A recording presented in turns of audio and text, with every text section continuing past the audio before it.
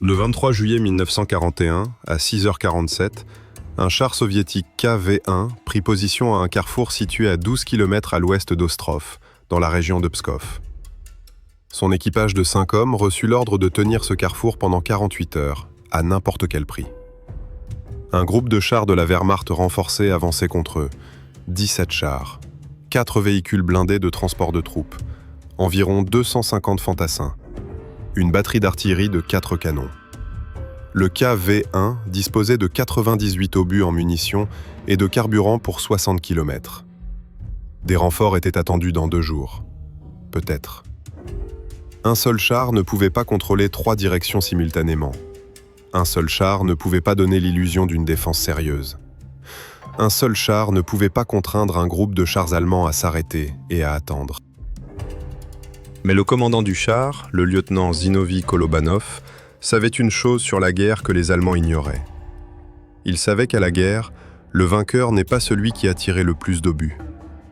Le vainqueur est celui qui fait voir à l'ennemi ce qui n'existe pas. Au cours des 48 heures suivantes, l'équipage du KV-1 plaça 11 barils vides remplis de poudre et de ferraille à divers endroits autour du carrefour. Une longue mèche était fixée à chaque baril. Lorsque les Allemands attaquaient d'une direction, le char ripostait de ce côté. Simultanément, des canons factices explosaient à d'autres endroits, créant fumée, éclairs et le bruit de tirs de chars. Les services de renseignement allemands ont signalé au commandement que le carrefour était tenu par un groupe de 4 ou 5 chars lourds soviétiques appuyés par l'infanterie. Une attaque frontale était impossible. Il fallait préparer l'artillerie et mener une manœuvre de flanc. Pendant 48 heures, les Allemands ont préparé une opération majeure contre les fantômes. Et lorsqu'ils passèrent finalement à l'attaque, 2 compagnies de chars soviétiques et un bataillon d'infanterie s'étaient déjà approchés du carrefour. Mais ce n'est pas toute l'histoire. Car durant ces 48 heures, un événement s'est produit qui n'a été consigné dans aucun rapport officiel. Un événement qui a bouleversé la perception qu'avait le commandement soviétique de la façon dont un seul char pouvait affronter une armée entière. Et tout a commencé le 22 juillet, la veille de sa prise de fonction, lorsque le conducteur mécanicien de ce KV-1 a trouvé 43 barils de kérosène vides dans un village détruit. Le lieutenant Zinovy Grigorievitch Kolobanov avait 38 ans. Il était né en 1903 dans le village d'Arefino, district de Murom, gouvernement de Vladimir.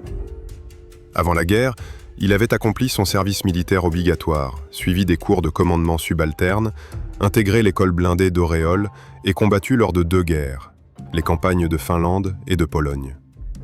Il avait 16 années de service militaire à son actif. Il avait commencé comme simple soldat dans l'armée rouge en 1925. En 1941, il commandait une compagnie de chars, mais après avoir été blessé lors de la guerre de Finlande, il fut transféré au commandement d'un char supplémentaire au sein de la première division blindée du front Nord. Kolobanov était petit, 1,68 m, les épaules larges, les bras courts et forts, et un visage calme, presque impassible. Il parlait peu. Il réfléchissait beaucoup. Son équipage savait que si le commandant restait silencieux plus d'1 minute, c'est qu'il était en train de mijoter quelque chose. Durant sa vie paisible, dans les brèves périodes d'accalmie entre les guerres, Kolobanov se passionnait pour la chasse. Non pas pour tuer, mais pour traquer. Il pouvait rester immobile des heures durant, observant la piste d'un animal. Il étudiait ses habitudes, ses comportements, ses itinéraires. Il le savait, les animaux vont toujours là où ils se croient en sécurité. Le rôle du chasseur est de créer l'illusion de la sécurité là où elle n'existe pas. Il a conservé cette habitude pendant la guerre. Durant la guerre de Finlande, Kolobanov a péri 3 fois dans l'incendie d'un char. La première fois, son BT-7 fut détruit par un canon anti-char Bofors tiré par un équipage finlandais. La deuxième fois, une grenade à fragmentation frappa le compartiment moteur. La troisième fois, un obus perça la tourelle et tua le tireur. À chaque fois, Kolobanov parvint à s'échapper du véhicule en flammes et à reprendre son service. Après sa 3e blessure, les médecins militaires souhaitaient le réformer. Les brûlures à son bras gauche et à son cou guérissaient mal. Sa peau était tendue et le moindre mouvement était douloureux. Mais Kolobanov refusa. Il rédigea un rapport demandant à rester dans l'armée active. Ce rapport contenait une phrase, citée plus tard par le service politique de la division. « Je sais comment un char brûle. Maintenant, je sais comment l'empêcher de brûler. » Il a été abandonné. En juillet 1941, Kolobanov avait participé à 11 batailles de chars. Il avait perdu 4 chars. Il avait survécu à chacune d'elles. Il avait vu périr les équipages des chars voisins, ceux qui avaient tout fait dans les règles, tout correctement, tout comme on le leur avait appris. Ils avaient brûlé. Il se demandait pourquoi. Et peu à peu, combat après combat, il commença à comprendre. Un char n'est pas une forteresse. Un char est une cible imposante, bruyante et visible. La réglementation apprenait aux tankistes à attaquer. Elle leur apprenait à manœuvrer sous le feu ennemi. Elle leur apprenait à exploiter le terrain. Mais elle ne leur apprenait pas l'essentiel. Comment empêcher l'ennemi de vous localiser? Kolobanov a commencé à expérimenter. Pendant la guerre de Finlande, il fut le premier de son bataillon à utiliser de fausses positions. Il stationnait un char à un endroit, tirait quelques coups, puis se déplaçait rapidement vers une position de repli et tirait de là. Les Finlandais croyaient affronter 2 chars. Ils dispersèrent leurs tirs et gaspillèrent leurs obus pour rien. Ça a fonctionné. Mais ce n'était pas suffisant. Car un seul char, même en déplacement, ne peut pas tirer simultanément depuis 2 positions. Et l'ennemi n'est pas stupide. Tôt ou tard, il a compris qu'il n'y avait qu'un seul char. Kolobanov y pensa tout l'hiver 1940. Il y pensa au printemps 1941, lorsque la division fut transférée à la frontière ouest. Il y pensa encore les premiers jours de la guerre, lorsque les chars allemands percèrent les lignes de défense et déferlèrent vers l'est. Et le 22 juillet 1941, il trouva la réponse. L'équipage du KV-1 sous le commandement de Kolobanov était composé de 5 personnes. Le sergent-chef Nikolai Nikiforov, 26 ans, originaire de Toula, était conducteur mécanicien.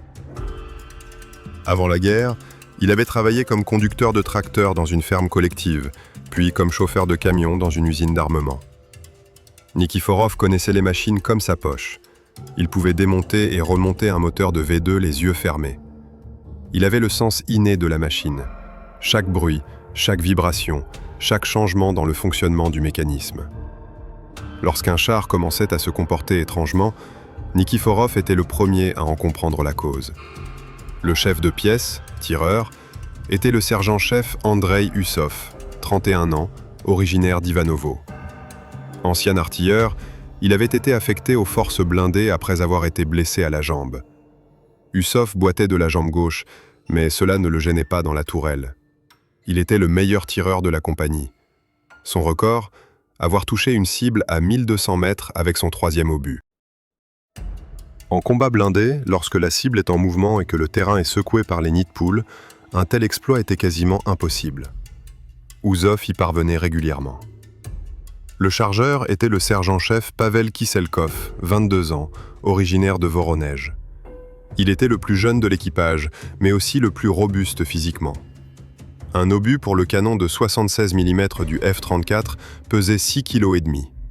Au combat, le chargeur devait enchaîner les tirs, parfois 10 à 15 par minute. Kiselkov y parvenait. Ses mains étaient robustes comme celles d'un forgeron, paumes larges, doigts épais, avant-bras puissants. Le radio et mitrailleur était le sergent-chef Rodion Fedorenko, 24 ans, originaire de Kiev. Fedorenko était responsable des communications avec le commandement et de la mitrailleuse DT située à l'avant de la caisse. Il était le seul Ukrainien de l'équipage, et ses camarades se moquaient constamment de son léger accent du Sud. Fedorenko n'y prêtait pas attention. Il savait qu'une fois la bataille engagée, plus personne ne se soucierait de la prononciation. Ces 5 hommes ont passé 3 semaines ensemble, du 1er juillet, date à laquelle la division a reçu de nouveaux chars KV-1, au 22 juillet, date à laquelle ils ont reçu l'ordre d'avancer vers le carrefour. 3 semaines, c'est long pour une guerre. Assez pour apprendre à se connaître, assez pour commencer à se comprendre sans mots, assez pour apprendre à se faire confiance. Kolobanov faisait confiance à son équipage. L'équipage faisait confiance à Kolobanov. Cette fiducie leur sauvera la vie. La guerre durait déjà depuis un mois. Le 22 juillet 1941, les forces allemandes avaient progressé de 4 à 500 km en territoire soviétique. Le groupe d'armée nord avançait vers Leningrad. La première division blindée, dans laquelle servait Kolobanov, battait en retraite en combattant, tentant de retarder l'avancée allemande pendant quelques heures, voire quelques kilomètres. Durant ce mois, Kolobanov a vu des choses qu'il n'aurait jamais pu imaginer. Il a vu des chars allemands tirer sur des colonnes soviétiques à une distance d'1,5 km, une distance à laquelle les canons des chars soviétiques ne pouvaient pas pénétrer le blindage ennemi. Il a vu comment les avions allemands dominaient les airs, détruisant les chars en marche, brisant les ponts, coupant les voies d'approvisionnement. Il a vu comment les unités de chars soviétiques lançaient des contre-attaques et étaient anéanties en quelques heures. Entre le 1er et le 22 juillet, la première Panzer Division perdit 118 chars sur 192, soit plus de 60%. Parmi ceux-ci, 63 furent détruits au combat, 34 furent abandonnés suite à des pannes et au manque de carburant, et 21 disparurent pour des raisons inconnues. Les hommes disparurent tout simplement avec les véhicules. On ignorait s'ils avaient été tués, capturés, ou s'ils avaient rejoint leurs alliés ailleurs dans les lignes ennemies. Kolobanov tenait le score. Le 4 juillet, un obus allemand mit le feu au char BT-7 du lieutenant Grigori Demantiev, chef de la première section. Kolobanov connaissait Demantiev, un Finlandais. Ils avaient étudié ensemble à l'Académie militaire d'Orel. Demantiev avait 32 ans. Sa femme vivait à Smolensk et son fils avait eu 8 ans en juillet. Kolobanov vit Demantiev sortir du char en flammes. Il le vit se rouler par terre, essayant d'éteindre les flammes qui brûlaient sa combinaison. Il vit un mitrailleur allemand, posté à bord d'un véhicule blindé de transport de troupes, tirer une courte rafale. Demantiev eut un sursaut et se tut. Le 6 juillet, l'équipage d'un char T-34, sous le commandement du sous-lieutenant Alexei Morozov, fut tué. Ils furent victimes d'une embuscade. Un canon anti-char allemand toucha le flanc du char à une distance de 200 mètres. L'obus perça le blindage et mit le feu au râtelier à munitions. Le char explosa. Il n'y eut aucun survivant. Morozov avait 23 ans. Il était arrivé au front une semaine avant sa mort. Le 8 juillet, 2 chars KV-1 d'une compagnie voisine se séparèrent dans le brouillard. L'un d'eux s'enlisa dans un marécage. L'équipage tenta de le dégager, mais le moteur cala. Lorsque le brouillard se dissipa, des chars allemands les encerclèrent. L'équipage se défendit pendant 4 heures. Ils détruisirent 2 chars allemands et un véhicule blindé de transport de troupes. Puis, à court de munitions, ils s'épuisèrent. La suite des événements demeure inconnue. Lorsque les unités soviétiques reprirent le contrôle de la zone 2 jours plus tard, elles découvrirent le KV-1 calciné et 5 corps à une centaine de mètres de là. Tous avaient été abattus. Kolobanov a noté dans un carnet les noms, les dates et les circonstances du décès. Le 22 juillet, son carnet contenait 42 noms, 42 membres d'équipage de chars qu'il connaissait personnellement. 42 hommes avec qui il mangeait dans le même pot, fumait le même tabac et dormait dans le même abri. 42 personnes qui ont tout fait correctement. C'était là le principal problème. La doctrine soviétique des chars de 1941 reposait sur l'idée d'une frappe massive. Les chars devaient opérer en formation importante, compagnies, bataillons et brigades.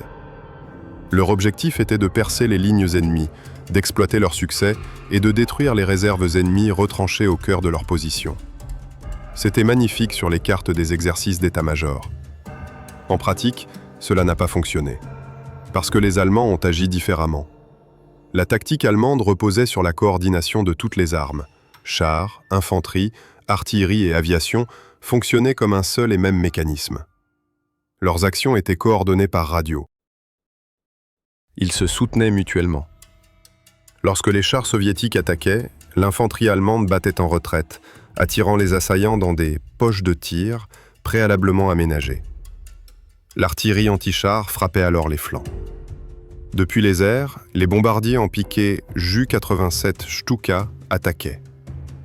Les chars soviétiques, privés de couverture d'infanterie et de communication avec le commandement, se retrouvaient encerclés. Et ils brûlèrent. Kolobanov l'avait compris. Le problème ne venait pas des chars. Le KV-1 était une machine exceptionnelle.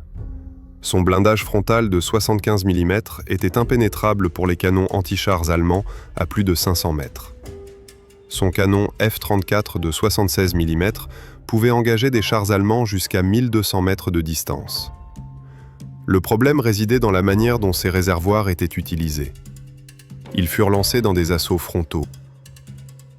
Ils furent envoyés en renfort à une infanterie déjà encerclée. Ils furent utilisés pour colmater les brèches d'une ligne de front qui n'existait que sur les cartes de l'état-major. Et ils brûlèrent. Car un char d'assaut face à une défense bien organisée, c'est comme un kamikaze. Kolobanov y pensait tous les soirs.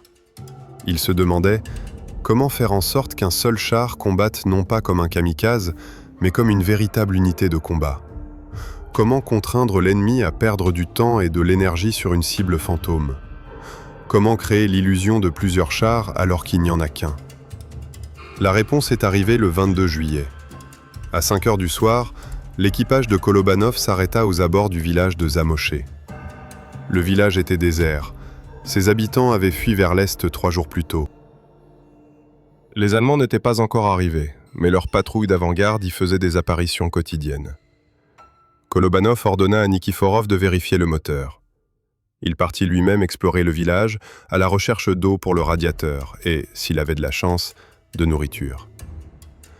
Le village était détruit, non pas par des bombes, mais simplement abandonné. Les portes des maisons ne tenaient plus qu'à un fil. Les fenêtres étaient grandes ouvertes, vides. Dans les cours jonchait le sol ce que les gens ne pouvaient ou ne voulaient pas emporter. Meubles cassés, vieux vêtements, vaisselle. Derrière l'une des maisons, Kolobanov a trouvé une grange. La grange était pleine de tonneaux. 43 bouteilles. De tailles variées, des petites bouteilles de 20 litres aux grandes de 200 litres. Toutes vides. Toutes sentaient le kérosène. Kolobanov se leva et regarda ses barils. Et quelque chose a fait tilt dans sa tête. 43 barils. Kolobanov fit lentement le tour de la grange, effleurant les parois métalliques. Certains tonneaux étaient rouillés et criblés de trous. D'autres étaient presque neufs, seule la peinture s'écaillait. Il se souvenait de la chasse. Dans l'Oural, où il passait ses vacances, les chasseurs locaux utilisaient une ruse pour chasser les loups. Ils plaçaient des épouvantails dans toute la forêt, des bâtons recouverts de tissus imprégnés d'odeur humaine. Attirés par cette odeur, les loups croyaient que la forêt était pleine de monde. Ils évitaient les endroits où se trouvaient les épouvantails et allaient là où il n'y en avait pas, droit vers les chasseurs. Mais cela ne fonctionnait qu'avec l'odorat. Et si nous créions non pas une odeur, mais un son? Kolobanov s'accroupit près d'un grand tonneau de 200 litres. Il frappa dessus du poing. Un son métallique et creux résonna dans toute la grange. Son, explosion, éclair. Il se souvenait de l'aspect d'un tir de char vu de côté. Un éclair vif au canon, un nuage de fumée et de poussière, un grondement qu'on pouvait entendre à 2 ou 3 kilomètres. Et un instant plus tard, l'obus explosait sur la cible. Un ennemi situé à distance ne voit pas le char dans son intégralité. Il voit un éclair. Il entend un bruit. Il voit un nuage de fumée. Il conclut « Il y a un char d'assaut là-bas ». Que se passe-t-il s'il y a un flash et un son, mais pas de char? Kolobanov se leva. Son cœur battait plus vite. Il sortit de la grange et regarda autour de lui. Le village se situait en plaine, entouré de douces collines. Une route partait à 1 kilomètre à l'ouest. À 2 kilomètres au nord-ouest se trouvait le carrefour qu'ils allaient défendre le lendemain. Kolobanov a imaginé l'image. Une colonne allemande approche d'un carrefour. Ils aperçoivent un char soviétique. Le char ouvre le feu. Les Allemands s'arrêtent et se préparent au combat. Et à ce moment-là, venant de 2 autres directions, des éclairs, de la fumée, un grondement. Plus de chars. De plus en plus. Le commandant allemand contacte les services de renseignement. Ces derniers confirment la présence de plusieurs chars soviétiques au carrefour. Une attaque frontale entraînerait des pertes. Il faut attendre des renforts. Une opération d'envergure doit être préparée. Et il n'y a qu'un seul réservoir. Kolobanov a failli revenir en courant vers son KV-1. Nikiforov bricolait dans le compartiment moteur. Ouzov fumait, assis sur le blindage. Kiselkov et Fedorenko dormaient à l'intérieur, profitant de chaque minute de repos. « Nikiforov » appela Kolobanov. « Viens ici, vite !» Nikiforov s'essuya les mains avec un chiffon et s'approcha.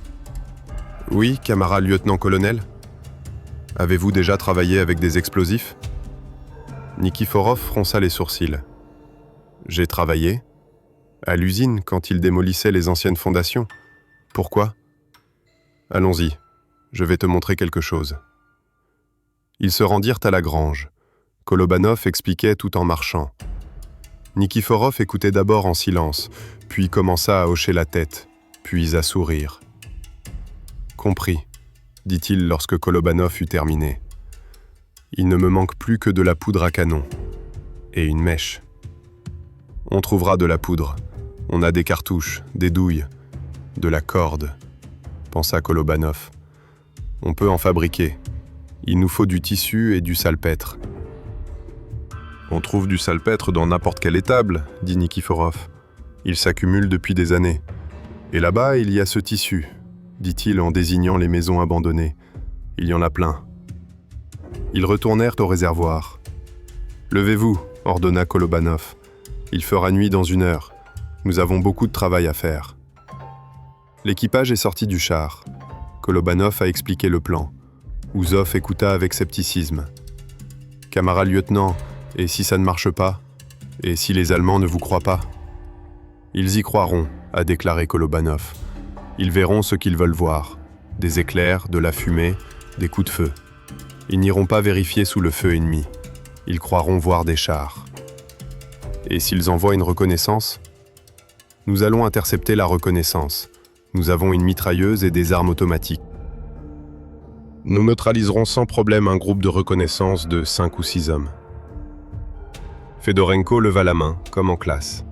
« Camarade lieutenant, qu'en est-il des communications ? Si les Allemands croient qu'il y a beaucoup de chars, ils feront appel à l'aviation. Les Stuka nous réduiront en cendres en 1 demi-heure. »« Ils ne nous brûleront pas, » a déclaré Kolobanov. « Nous changerons de position. Après chaque tir, nous nous replierons. Le char sera déplacé. L'aviation ne pourra pas nous couvrir. » Kiselkov, le plus jeune, resta silencieux. Puis il demanda « Mais que se passera-t-il si nous ne parvenons toujours pas à tenir 48 heures ?» Kolobanov le regarda longuement. « Alors nous mourrons ici, » dit-il calmement. « Mais pas avant d'avoir exécuté l'ordre. Et pas avant d'avoir emmené avec nous autant d'Allemands que possible. » Kiselkov hocha la tête. Il en avait assez. Les travaux ont commencé à la tombée de la nuit. Nikiforov et Fedorenko se rendirent à l'étable située de l'autre côté du village pour récupérer du salpêtre dans du vieux fumier. C'était un travail salissant et malodorant, mais ils savaient tous deux que leur vie en dépendait. Ouzov et Kiselkov ouvraient les cartouches et les douilles, vidant la poudre dans un sac. Un obus de 76 mm contenait environ 1,5 kg de poudre propulsive. En 2 heures, ils en ont récolté près de 9 kg. Kolobanov travaillait avec des cordes. Il déchirait des draps et des serviettes en longues bandes, les tordait pour en faire des cordes, puis les trempait dans une solution de salpêtre. Il suspendait les cordes humides pour les faire sécher dans un poêle chauffé, dans l'une des maisons. À minuit, le gros du travail était terminé. Ils avaient 11 canons convenant à des armes factices. Les autres étaient trop rouillés ou trop petits. Environ 12 kg de poudre à canon, provenant de cartouches, d'obus et de fournitures trouvées dans l'une des maisons, apparemment pour un fusil de chasse. 8 cordes, chacune mesurant entre 20 et 60 mètres de long. Kolobanov a calculé que la vitesse de combustion était d'environ 1 cm par seconde. Une corde de 60 mètres brûlerait pendant 100 minutes. Ce serait suffisant. 3 kilos de ferraille, clous, morceaux de fil de fer, fragments de fer. Pour imiter l'effet des éclats d'obus. Kérosène, environ 40 litres, récupérer des restes des barils, pour accentuer la flamme et la fumée. Kolobanov a réuni l'équipage. « Voici maintenant le plus difficile, dit-il. Nous devons positionner les canons de manière à ce que les Allemands croient que ce sont de vrais chars. Cela signifie que la distance entre les canons doit être d'au moins 50 mètres. Chaque canon doit être dissimulé, dans des buissons, derrière une colline, dans un repli du terrain. Seuls l'éclair et la fumée doivent être visibles. « Comment allons-nous allumer le feu » demanda Nikiforov. « Je ne peux pas être à 11 endroits à la fois. » « Les cordes sont de longueurs différentes, expliqua Kolobanov. Nous les allumerons toutes en même temps, mais elles s'éteindront à des moments différents. La plus courte en 3 minutes, la plus longue en 15 à 20. Et nous ne les allumerons pas toutes en même temps. Le premier lot au début de l'attaque, le deuxième quand le premier s'éteindra, le troisième si nécessaire. Oussov siffla. Astucieux. Mais comment savoir quand allumer quelle mèche ? Au combat, on n'a pas le temps de synchroniser. Au son. Je compte les coups de feu. Après le 3e, on allume le premier lot. Après le 10e, le 2e, et ainsi de suite. Et si on perd le compte ? On ne va pas se tromper. Je vais compter à voix haute, à la radio. Fedorenko va répéter. Fedorenko acquiesça. Compris, camarade lieutenant-colonel. L'équipe a passé le reste de la nuit à installer des armes factices. C'était un travail ardu. Chaque baril devait être rempli de poudre, de ferraille et de kérosène. Un cordon devait y être fixé pour assurer une étincelle fiable. Le baril devait être camouflé avec des branches et de l'herbe, mais de façon à ce que l'éclair soit visible de loin. Kolobanov a personnellement vérifié chaque position. Il adopta le point de vue d'un observateur allemand. Il imagina ce qu'un officier allemand verrait aux jumelles à une distance d'1 ou 2 kilomètres. 4 canons furent installés à l'ouest du carrefour, là où l'attaque allemande était attendue. 3 au nord, sur le flanc d'une colline douce. 4 au sud, dans un bosquet de jeunes bouleaux.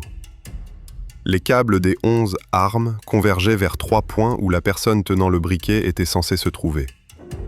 Le point le plus au nord se trouve derrière un gros rocher, à 300 mètres du carrefour. Celui du sud se trouve dans un ravin peu profond, à 250 mètres de là. Celui de l'ouest se trouve dans les ruines d'une petite grange, à 400 mètres de là. « Qui va allumer le feu » demanda Kiselkov. « Moi » dit Fedorenko. « J'ai les jambes les plus rapides. Je vais mettre le feu au nord et courir vers le sud. Je vais mettre le feu au sud et courir vers l'ouest. Et s'ils tirent ? Ils ne me tireront pas dessus. Je courrai accroupi. Et alors les Allemands regarderont le char, pas moi. » Kolobanov acquiesça. « D'accord. Mais en cas de problème, chaque point aura des allumettes et du combustible de rechange. Kiselkov, tu es le remplaçant. Si Fedorenko n'arrive pas au point, tu y vas. » Compris. Le système était prêt à 5 heures du matin le 23 juillet. Kolobanov se tenait au carrefour et regardait autour de lui. 3 routes se séparaient dans des directions différentes. À l'ouest, vers les Allemands, au nord, vers Ostrov, au sud, vers le village de Bolchoï-Volochok. Le carrefour se situait dans un creux peu profond, entouré de collines. Une bonne position défensive, mais seulement si l'on disposait de forces suffisantes. Il n'avait qu'un seul char, 5 personnes. 98 obus et 11 barils de poudre à canon. « Prenez position », ordonna Kolobanov. Le KV-1 s'est lentement déplacé vers l'est du carrefour, là où la route faisait un léger virage derrière une colline. À cet endroit, le char était partiellement dissimulé à la vue depuis l'ouest. L'équipage prit place. Nikiforov est aux commandes. Oussov est sur place. Kiselkov se trouve au dépôt de munitions. Fedorenko est à la radio et à la mitrailleuse. Kolobanov est dans la coupole du commandant. « Armes prêtes à l'action », ordonna Kolobanov. « Chargez les munitions perforantes. » Kiselkov sortit l'obus de son logement et l'inséra dans la culasse. « Prêt. Fedorenko, contactez la base. » Fedorenko tourna le bouton d'accordage. « Base, ici Sokol 3. Nous avons atteint la position. À vous. » Un crépitement statique. Puis une voix. « Falcon 3, base, bien reçu, un instant. » Assistance dans 48 heures, terminé. Fedorenko regarda Kolobanov. « Dans 48 heures, répéta-t-il. Kolobanov acquiesça. 48 heures. Reposez-vous à tour de rôle. Nikiforov est le premier de service. Les autres, dormez. Le soleil se levait à l'horizon. Le premier des 2 jours qui allait tout changer commença. Les premières heures s'écoulèrent dans le silence. Kolobanov, assis dans la tourelle, observait la route vers l'ouest à travers l'instrument du chef de char. Le soleil de juillet chauffait le blindage. À l'intérieur du char, la température atteignit 40 degrés Celsius à midi. Nikiforov surveillait les instruments. Oussov somnolait sur son siège. Il avait appris à dormir dans n'importe quelle position, quelles que soient les conditions. Kiselkov et Fedorenko montaient tour à tour sur le véhicule blindé pour prendre l'air et se dégourdir les muscles engourdis. À 11h32, Kolobanov remarqua un mouvement. « Attention, dit-il calmement. Il y a de la poussière à l'ouest. La distance est d'environ 3 km. » L'équipage s'est immédiatement mis en position. Oussov visa le canon. Kiselkov posa la main sur l'obus suivant. Nikiforov démarra le moteur au ralenti, prêt pour la manœuvre. Kolobanov regardait. Le nuage de poussière s'épaissit, puis des points noirs en apparurent. 1, 2, 3. Moto. Reconnaissance, a déclaré Kolobanov. 3 motos avec sidecar, distance 2 km. Les motards allemands avançaient avec prudence. Ils s'arrêtaient de temps à autre pour scruter les environs aux jumelles. L'une des motos quitta la route et traversa le champ à la recherche d'une embuscade. « N'ouvrez pas le feu », ordonna Kolobanov. « Laissez-les s'approcher. » Les motos se sont approchées à moins d'1 kilomètre, puis jusqu'à 800 mètres. À cette distance, Kolobanov pouvait déjà distinguer des détails. Des uniformes gris-vert, des casques au profil distinctif, des mitrailleuses MG-34 dans des sidecars. Les motocyclistes se sont arrêtés. L'un d'eux, apparemment le commandant, leva ses jumelles et observa longuement le carrefour. Kolobanov s'est figé. Le char était partiellement dissimulé derrière une colline, mais il est impossible de cacher complètement un véhicule de 47 tonnes. Si les Allemands sont attentifs, ils le verront. Deuxième. 2. 3. L'éclaireur allemand baissa ses jumelles et dit quelques mots à ses camarades. Les motos firent demi-tour et reprirent la direction de l'ouest. « Ils sont partis », a déclaré Fedorenko avec soulagement. « Ils ne sont pas partis », rétorqua Kolobanov. « Allons faire notre rapport. Dans 1 heure ou 2, il y aura des renforts importants. » Il avait raison. À 13h47, une colonne est apparue sur la route de l'Ouest. Kolobanov a compté. 3 chars en tête, derrière eux des véhicules blindés de transport de troupes, au moins 5. Derrière les blindés, des camions transportant de l'infanterie. 1, 2, 5 camions. Chacun transporte jusqu'à 30 hommes. Total, 3 chars, 5 véhicules blindés de transport de troupes, environ 150 fantassins. Il ne s'agissait que de l'avant-garde. Le gros des troupes, à en juger par le nuage de poussière à l'horizon, suivait. « Fedorenko, dit Kolobanov, signale à la base. L'ennemi, avec des forces allant jusqu'à une compagnie de chars et des renforts d'infanterie, attaque le carrefour. Nous tenons bon. » Fedorenko a rapidement tapé un message.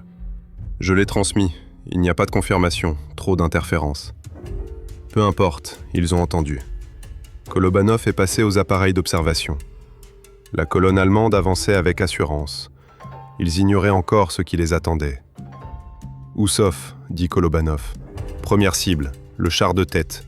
Portée 1200 mètres. Munitions perforantes. Feu à mon ordre. » « Compris, répondit Oussov d'une voix parfaitement calme, comme s'il s'entraînait au tir et n'était pas confronté à la mort. Les chars allemands avancèrent en colonne, les uns derrière les autres. Ce fut une erreur. S'ils s'étaient déployés en ligne, l'attaque aurait été plus difficile, mais ils ne s'attendaient pas à de résistance. Les renseignements indiquaient que la route était libre. Les renseignements étaient erronés. La distance est de 1000 mètres, a rapporté Oussov. Nous attendons, a déclaré Kolobanov. Il devait les laisser s'approcher. À 1000 mètres, un tir réussi n'était pas garanti. À 800 mètres, il était presque certain. 900. Nous attendons. 850. Nous attendons. 800. Feu. Le canon tonna. Le char tangua sous l'effet du recul. Un obus frappa le blindage frontal du char de tête. Éclair, étincelle. Le char allemand tangua et s'immobilisa. Une épaisse fumée noire s'échappait de la trappe ouverte. « Touché !» cria Oussov. « Chargé ! Deuxième cible, le deuxième char !» Kisselkov arracha l'obus de son râtelier et le plaça violemment dans la culasse. 3 secondes. Prêt ? Feu ! Le deuxième obus atteignit sa cible. Le deuxième char allemand fut touché sur le flanc. Il venait d'amorcer un virage. L'obus perça le blindage sous la tourelle. Le râtelier à munitions explosa. La tourelle fut projetée à 5 mètres dans les airs. « 2 » compta Kolobanov à voix haute. « Le troisième arrive par la droite. Nikiforov, tournée de 30 degrés. » Le KV-1 fit demi-tour sur place. Le troisième char allemand tenta de quitter la route, se cachant derrière les véhicules immobilisés. « Fedorenko, le premier épisode est diffusé. » Fedorenko sauta du char par la trappe située en dessous. Il rampa jusqu'à l'extrémité nord, où l'attendaient les câbles des 4 premiers canons factices. Troisième prise.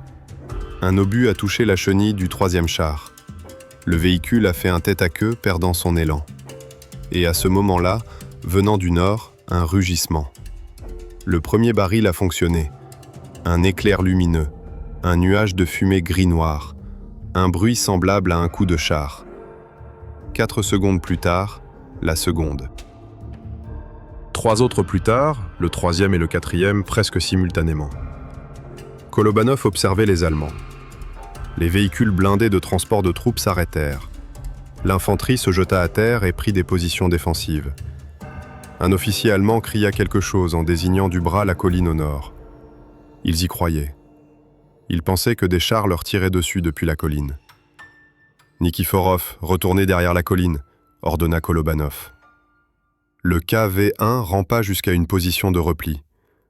De ce nouveau point d'observation, Kolobanov pouvait voir les Allemands, mais il ne pouvait pas le voir. La crête de la colline leur masquait la vue. Le troisième char était en feu. L'équipage est sorti et a couru vers les véhicules blindés de transport de troupes. Oussov, avec une mitrailleuse contre l'infanterie, Kisselkov, avec une arme à fragmentation. Oussov passa à la mitrailleuse double DT. Une courte rafale. Encore une. L'infanterie allemande se coucha. Impossible de déterminer la provenance des tirs. Le char était à l'est, les autres chars étaient au nord. On aurait dit qu'une compagnie entière tenait le carrefour. Kolobanov regarda sa montre. 13h52. 5 minutes de combat. 3 chars détruits. Un nombre indéterminé de fantassins tués. Et pas un seul impact sur le KV-1. Jusqu'à présent, tout s'est déroulé comme prévu. La première attaque a échoué, les Allemands reculèrent d'1,5 km, laissant derrière eux 3 chars en flammes et une vingtaine de morts sur la route. Kolobanov les observa se regrouper. Les véhicules blindés de transport de troupes se déployèrent en un large demi-cercle. L'infanterie s'enfonça dans ses positions. Les officiers délibérèrent, désignant du doigt différentes directions. Vers l'est, où était stationné le KV-1, et vers le nord, où les tirs d'entraînement avaient cessé. « Fedorenko, comment ça va ?» demanda Kolobanov par l'interphone. Fedorenko retourna au char après avoir allumé la première salve de détonateurs. Il respirait bruyamment. Il avait parcouru près de 400 mètres, accroupi sous le feu ennemi. « Parfait, camarade lieutenant. Les 4 ont travaillé. La position nord est sécurisée. »« Bien, préparez-vous pour la deuxième série. Position sud, à mon signal. » « Compris. » Kolobanov tourna ensuite son attention vers les Allemands. Ils ne sont pas partis. C'était mauvais signe. Kolobanov s'attendait à ce qu'après avoir perdu 3 chars, ils battent en retraite et attendent des renforts. Mais le commandant allemand s'est montré plus obstiné. À 14h23, les Allemands lancèrent leur deuxième attaque. Cette fois, ils ont agi avec plus d'intelligence. Les véhicules blindés de transport de troupes n'ont pas suivi la route, mais ont traversé le champ, encerclant le carrefour de part et d'autre. L'infanterie suivait, utilisant les véhicules comme couverture. « Nikiforov, en avant vers la position principale !» ordonna Kolobanov.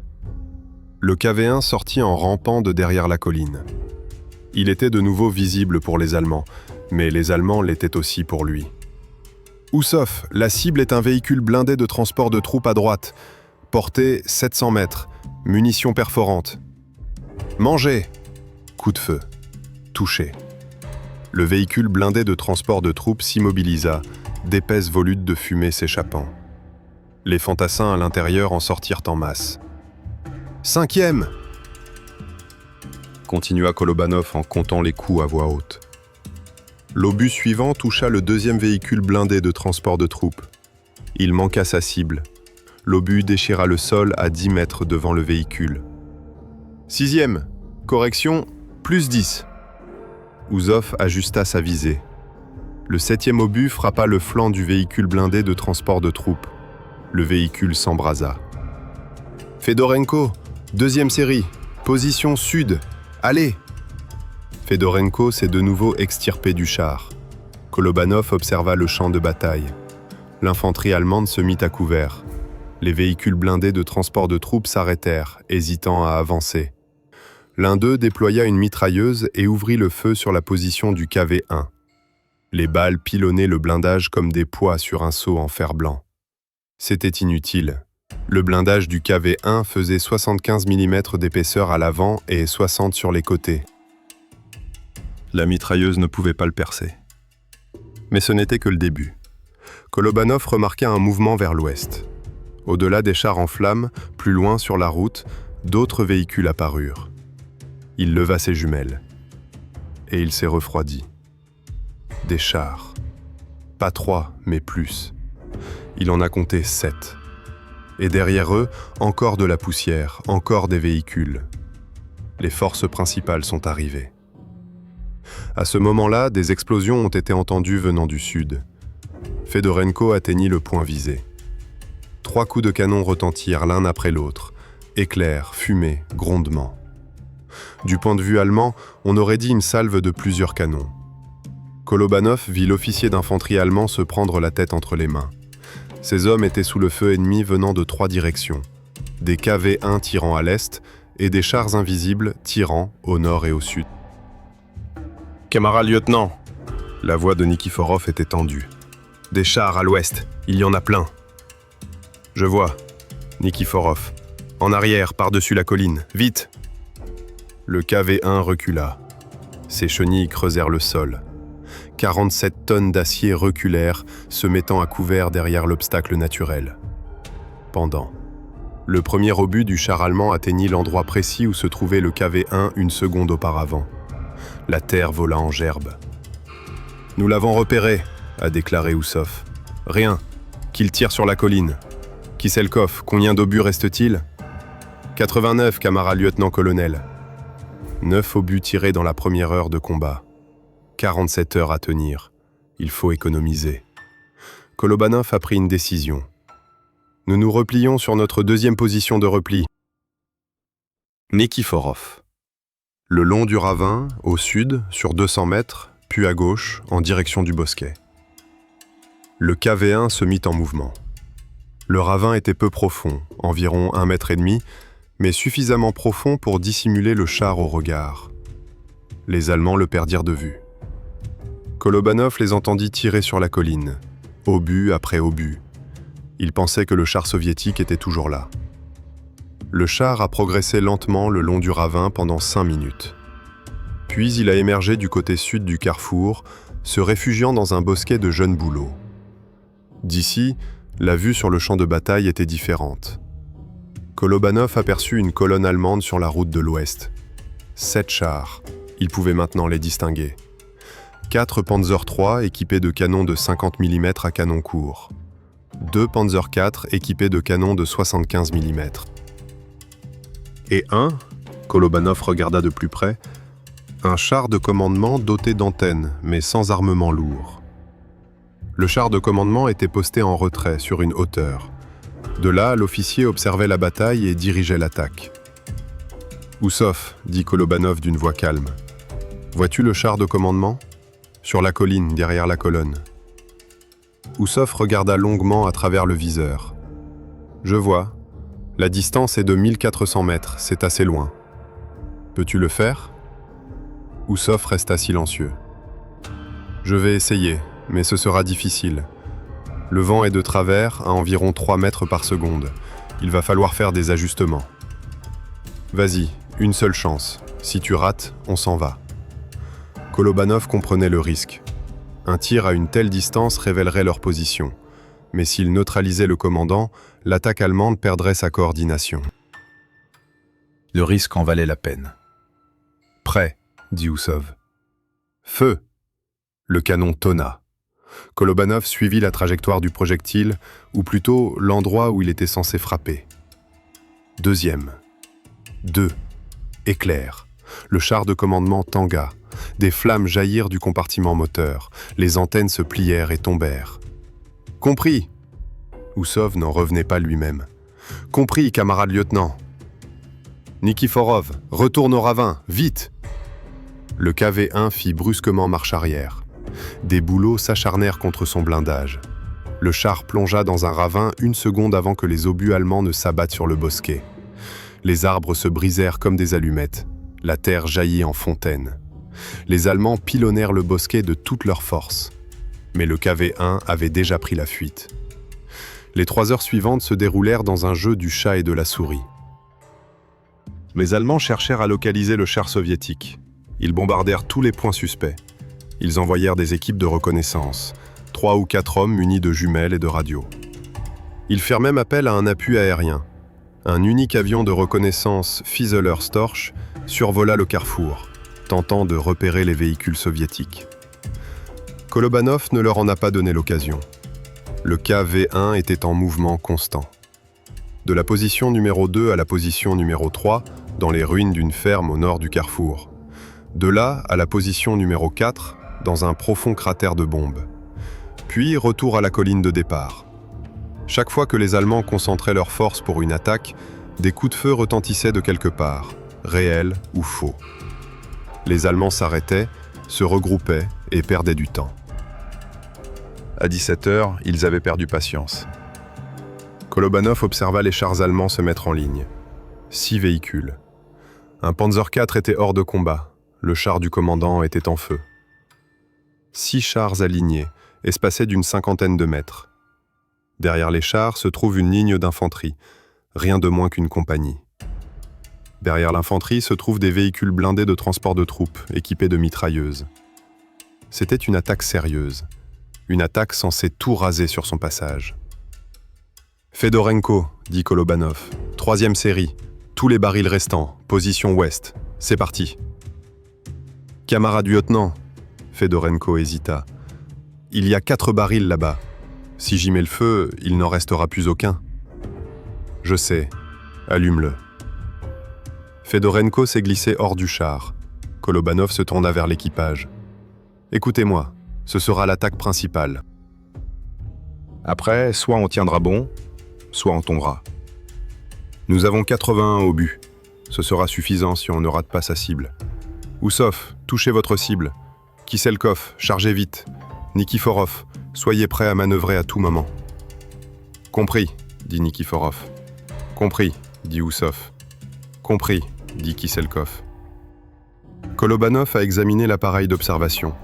Les chars allemands se sont mis en mouvement. « La distance est de 1000 mètres, a rapporté Oussov. La cible est celle qui se trouve à l'extrême gauche.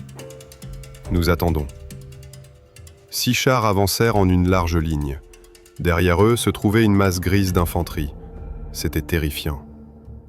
900 mètres. Nous attendons. 800. Feu! Le premier obus atteignit sa cible. Le char de gauche s'immobilisa et commença à fumer. Chargez! 3 secondes. L'obus est dans la culasse. Prêt? Feu! Le deuxième obus a touché le deuxième char en partant de la gauche. Il a atteint la tourelle. La tourelle s'est bloquée et a cessé de tourner. L'équipage est sorti par les écoutilles. À ce moment-là, des explosions ont été entendues venant de l'ouest. Fedorenko atteignit le point critique. 4 barils explosèrent presque simultanément. Un grondement, des éclairs et des panaches de fumée. C'était la dernière représentation. Il n'y avait plus de fausses armes. Mais ça a fonctionné. L'infanterie allemande se coucha. Leurs commandants crièrent pour tenter de réveiller leurs hommes, mais les soldats virent qu'ils étaient attaqués de plusieurs côtés. Ils ne voulaient pas risquer d'être pris entre deux feux. Les chars allemands, cependant, poursuivirent leur progression. Les 4 véhicules restants ouvrirent le feu en mouvement. Le premier obus a touché le sol à droite du KV-1. Une explosion à proximité. Le char a tangué. Nikiforov, en avant, 20 mètres! Le KV-1 décolla. L'obus suivant frappa l'endroit où il se trouvait quelques instants auparavant. Oussov est le 3e char à droite! Tir. Raté. L'obus est passé au-dessus de la tourelle d'un char allemand. Correction, -5, au feu! Touché. Le 3e char a pris feu. 3 à terre, 3 survivants. Et il se trouvait déjà à une distance de 500 mètres. À cette distance, les canons allemands pouvaient pénétrer le flanc du KV-1. Nikiforov, retourne-toi, fais face à l'ennemi. Le char fit volte-face, son blindage frontal désormais orienté vers les Allemands. L'obus a percuté la plaque frontale. Un bruit métallique, des étincelles. Le blindage a tenu bon. Loussov est le char le plus proche, il est perforant. Coup de feu. Touché. Le 4e char allemand s'immobilisa, d'où s'échappait une épaisse fumée noire. Il en reste 2. Ils étaient déjà à 300 mètres, presque à bout portant. Un obus allemand a touché le mantelet du canon. Un coup terrible. Quelque chose a grondé à l'intérieur du char, des étincelles ont jailli. « Oussov! Vivant !» La voix du mitrailleur était rauque. « Le viseur est intact !» Feu! Tir. Le 5e char a reçu un obus sur le flanc. Le râtelier à munitions a explosé. La tourelle a été arrachée de son anneau. Le dernier char, un Panzer IV à long canon, s'immobilisa. Sa tourelle pivota et prit le KV-1 dans son viseur. Kiselkov a enfoncé le projectile dans la culasse. Prêt? Feu! Les 2 chars ont tiré simultanément. Un obus allemand frappa le flanc du KV-1 près du train d'atterrissage. Un grondement terrible retentit. Le char fut secoué. Quelque chose craqua et se brisa. Un obus soviétique a touché un char allemand à l'avant de sa tourelle. Il a pénétré le blindage. Quelque chose à l'intérieur a pris feu. Le Panzer IV s'est immobilisé. Personne ne sortit des écoutilles. « Nikiforov, en avant !» Le char n'a pas bougé. « Nikiforov !» Camarade lieutenant. La voix du mécanicien était étouffée. « Rideau, gauche, déchiré. » Kolobanov ferma les yeux. Le char est immobilisé. 15 minutes. C'est le temps dont disposait l'équipe pour réparer la voie sous le feu ennemi. L'infanterie allemande, voyant que tous les chars étaient détruits, se souleva et passa à l'attaque. 200 mètres jusqu'au char soviétique. 150. Fedorenko, à la mitrailleuse. Kiselkov, sur le toit, mitrailleuse. Fedorenko concentra son attention sur la mitrailleuse d'été. De courtes rafales. Encore, encore. Les Allemands se mirent à couvert. Mais ils ne battirent pas en retraite. « Oussov, utilisez des éclats d'obus sur l'infanterie !» Le canon tonna. Un obus à shrapnel explosa parmi les soldats allemands à terre. Nikiforov sortit du char par la trappe inférieure. Il rampa au sol, traînant derrière lui une barre de fer et une masse. Les balles sifflaient au-dessus de sa tête. Il fallait remettre en place la chenille déchirée. En temps normal, cela aurait pris 1 heure. Nikiforov disposait de 15 minutes. Il atteignit la voie de gauche et inspecta les dégâts. 2 maillons de la chenille étaient arrachés par des éclats d'obus. La chenille elle-même avait déraillé des galets. Qui s'élève » a crié Nikiforov. « Ici !» Kiselkov sauta de l'armure, se baissa et courut vers le mécanicien. « Tenez-le ici, plus fort !» Ensemble, ils commencèrent à assembler les rails. Le marteau de chantier résonna contre les axes. Nikiforov avait les mains ensanglantées. Il s'était écorché la peau sur le métal. Il ne s'en aperçut pas. Kolobanov tirait à la mitrailleuse de tourelle, assurant la couverture des ouvriers. Fedorenko tirait à la mitrailleuse avant. Oussov tirait des obus à fragmentation. Les Allemands ne purent tenir. Après avoir perdu 20 hommes supplémentaires, tués ou blessés, ils battirent en retraite. Mais ce n'était que temporaire. Kolobanov savait qu'il reviendrait, avec de l'artillerie, avec des mortiers, avec des renforts. « C'est fait !» cria Nikiforov. Lui et Kiselkov remontèrent dans le char par la trappe inférieure. « Nikiforov, vérifie le mouvement. » Le mécanicien démarra le moteur. Le char fit un bond en avant. Les chenilles tinrent bon. « Ça fonctionne !» a déclaré Nikiforov. « Mais ce n'est pas fiable. Un seul coup violent et ça cassera à nouveau. » Nous nous replions sur une position de repli, dans le cratère. Ils ne nous y emmèneront pas. Le KV-1 rampa vers un profond cratère de bombe que Kolobanov avait repéré le matin même. Le cratère mesurait environ 15 mètres de diamètre et 4 mètres de profondeur. Le char pouvait s'y glisser et s'abriter des tirs ennemis. Ils atteignirent le cratère à 6h20. Le soleil se couchait. La première journée touchait à sa fin. La nuit apporta un calme relatif. Les Allemands n'ont pas attaqué dans l'obscurité. Ils se sont retranchés, ont fait venir des renforts et ont évacué les blessés. Kolobanov a profité de ce temps pour évaluer la situation. Pertes allemandes du premier jour, 6 chars détruits, 2 véhicules blindés de transport de troupes incendiés, une 50aine de morts et de blessés parmi l'infanterie. Blessures parmi l'équipage du KV-1. Nikiforov souffrait d'abrasions cutanées au bras et de plusieurs égratignures superficielles dues à des éclats d'obus. Oussov a été victime d'une commotion cérébrale suite à un impact de canon sur son mantelet et a souffert d'une surdité temporaire à l'oreille gauche. Les autres membres d'équipage sont indemnes. Munitions utilisées, 17 obus. Il en reste 81. Consommation de carburant, environ 20 litres. 45 km restants. Les 11 fausses armes ont toutes été utilisées. « Camarade lieutenant-colonel », dit Fedorenko, « j'ai contacté la base. Les renforts arriveront demain soir, s'ils arrivent à temps. » « S'ils ont le temps, » répéta Kolobanov. « Il reste presque une journée avant le lendemain soir. 24 heures. »« Que ferons-nous sans les canons ?» demanda Kiselkov. « Les Allemands se rendront compte qu'il n'y a qu'un seul char. » « Peut-être qu'ils comprendront, » dit Kolobanov. « Ou peut-être pas. Ils croient déjà qu'il y a plusieurs voitures ici. Nous allons entretenir cette illusion. » « Comment ?» Kolobanov resta silencieux. Mouvement. Nous apparaîtrons à différents endroits. Tir, puis disparition. Ils ne pourront pas savoir combien nous sommes réellement. L'équipe travaillait de nuit. Nikiforov a procédé à une inspection complète du char. Le moteur était en bon état. La transmission était usée, mais encore utilisable. Les chenilles étaient encore en bon état, mais il n'y avait pas de maillon de rechange.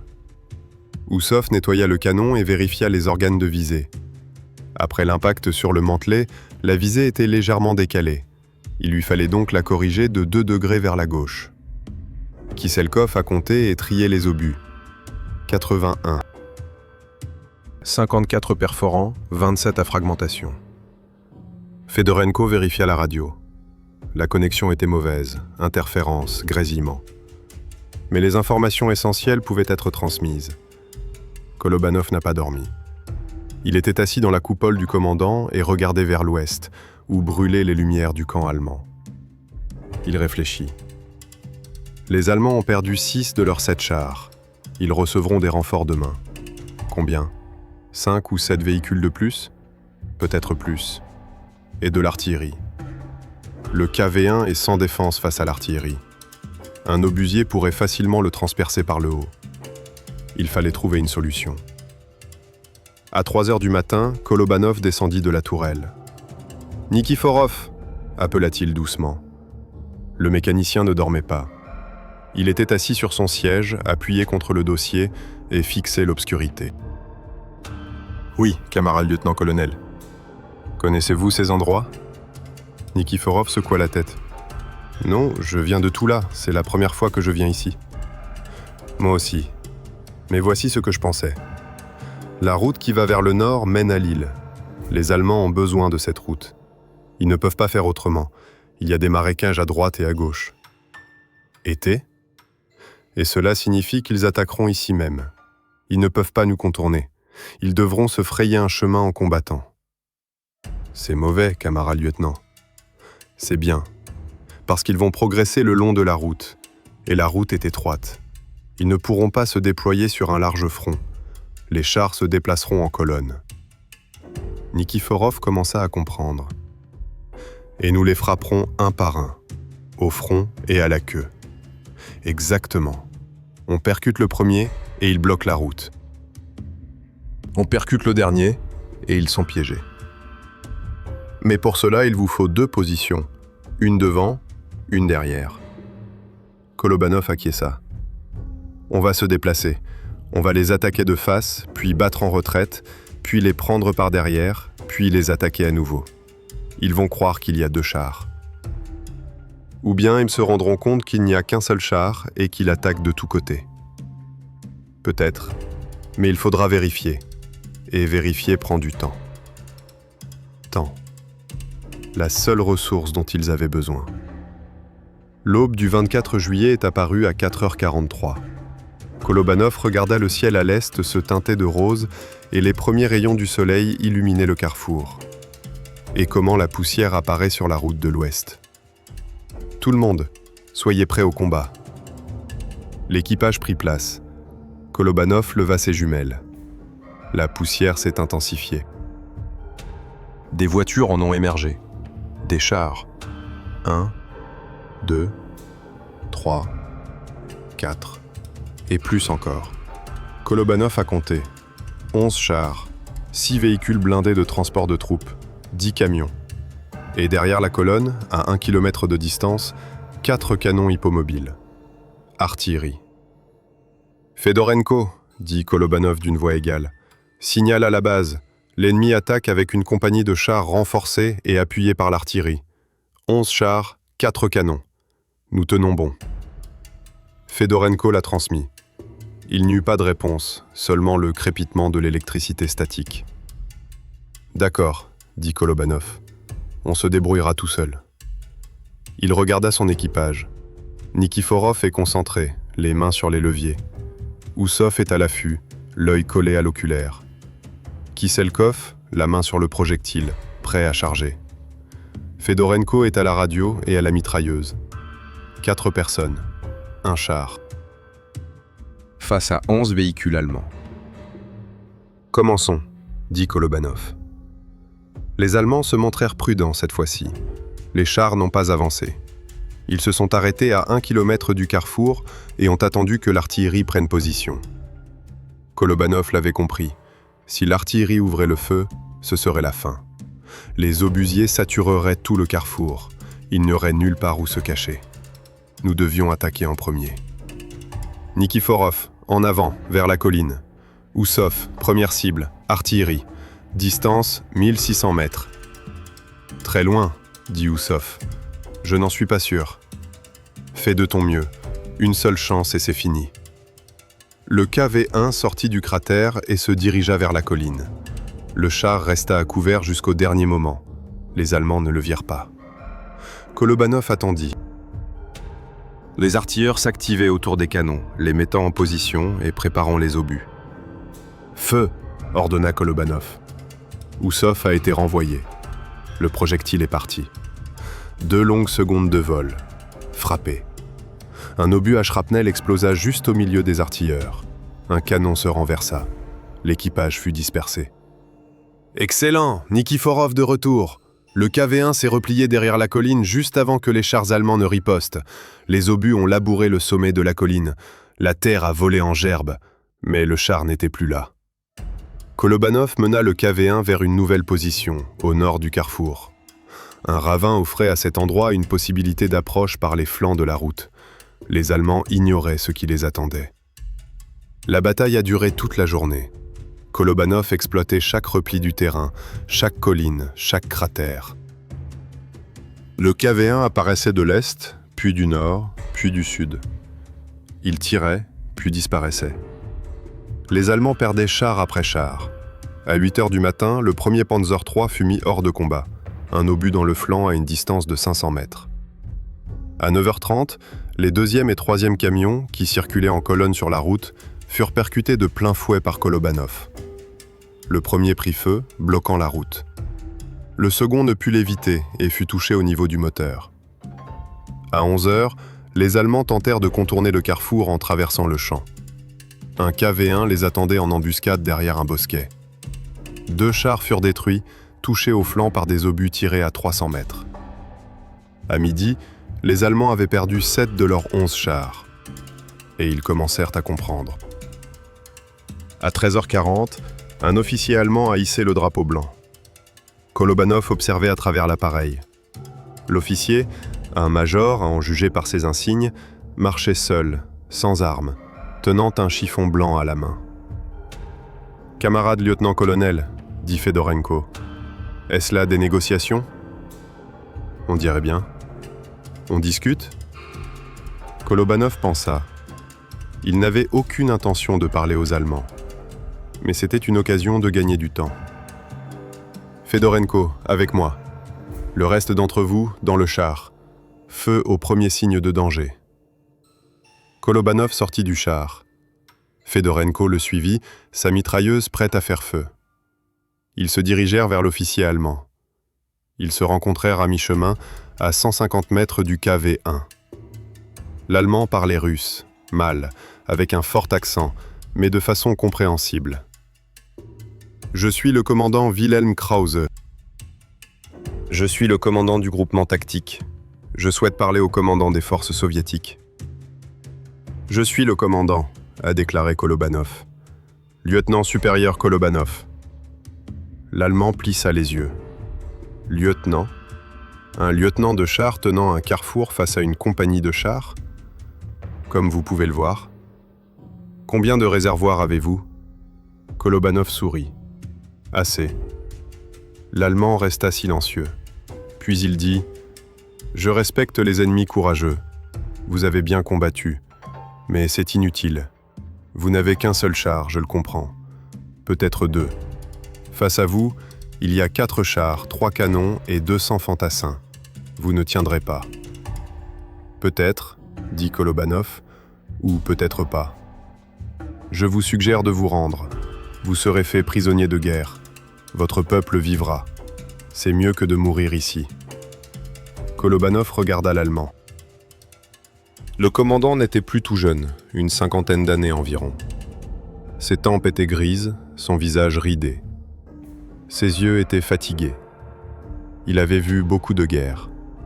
Il savait ce qu'était la mort. « Non, » répondit Kolobanov. « Non ? Non, nous ne nous rendrons pas. Nous tiendrons ce carrefour jusqu'à l'arrivée des renforts, ou jusqu'à notre mort. » L'Allemand soupira. « Je m'en doutais, vous autres, les Russes. » Il n'acheva pas sa phrase. « Très bien. Alors on attaque dans 1 heure. L'artillerie va pilonner votre char. Vous allez brûler. »« On verra, » a dit Kolobanov. Il se retourna et retourna vers le char. Derrière lui, il entendit l'Allemand partir lui aussi. Les bombardements d'artillerie ont commencé à 14h45. 3 canons, dont un détruit le matin même, tiraient au carrefour. Des obus tombaient de toutes parts.